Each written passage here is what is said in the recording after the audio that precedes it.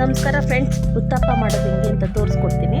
First ಈರುಳ್ಳಿ cut ಮಾಡ್ಕೋಬೇಕು, ಕೊತ್ತಂಬರಿ ಕಟ್ ಮಾಡ್ಕೋಬೇಕು, ಕರಿಬೇವು ಕಟ್ ಮಾಡ್ಕೋಬೇಕು, ಹಸಿಮೆಣಸಿನ್ಕಾಯಿ ಕಟ್ ಮಾಡ್ಕೋಬೇಕು, ಸಣ್ಣದಾಗಿ ತೆಂಗಿನಕಾಯಿ ಚೂರು ಮಾಡ್ಕೋಬೇಕು.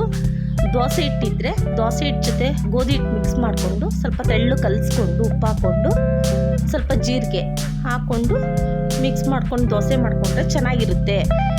ನೀವು ಕೈಯಲ್ಲಾರು ಬಳ್ಕೊಳ್ಳಿ ಮತ್ತು ಸೌಟೆಲ್ಲಾರು ಉಯಿರಿ, ಚೆನ್ನಾಗಿರುತ್ತೆ. ಆರೋಗ್ಯಕ್ಕೆ ತುಂಬ ಒಳ್ಳೆಯದು. ಮಾಡ್ಕೊಂಡು ತಿನ್ಕೊಳ್ಳಿ.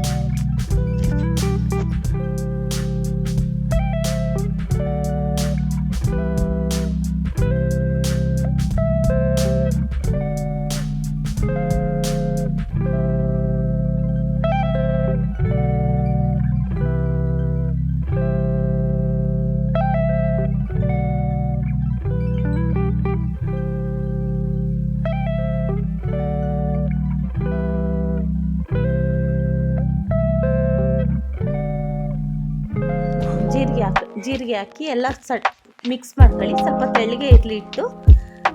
ಫಸ್ಟ್ನೇ ರೊಟ್ಟಿ ಒಂದು ಕಿತ್ತೋಗುತ್ತೆ, ಆಮೇಲೆ ಎರಡನೇ ರೊಟ್ಟಿಯಿಂದ ತುಂಬ ಚೆನ್ನಾಗಿ ಬರುತ್ತೆ. ಮಾಡಿ ನೋಡಿ. ಮತ್ತು ಅದನ್ನು ತುಪ್ಪ ಚಟ್ನಿ ಪುಡಿ ಜೊತೆನೂ ತಿನ್ಬೋದು. ಖಾರ ತುಪ್ಪ ಹಾಕ್ಕೊಂಡು ತಿನ್ಬೋದು, ತುಂಬ ಚೆನ್ನಾಗಿರುತ್ತೆ. ಮಾಡ್ಕೊಳ್ಳಿ.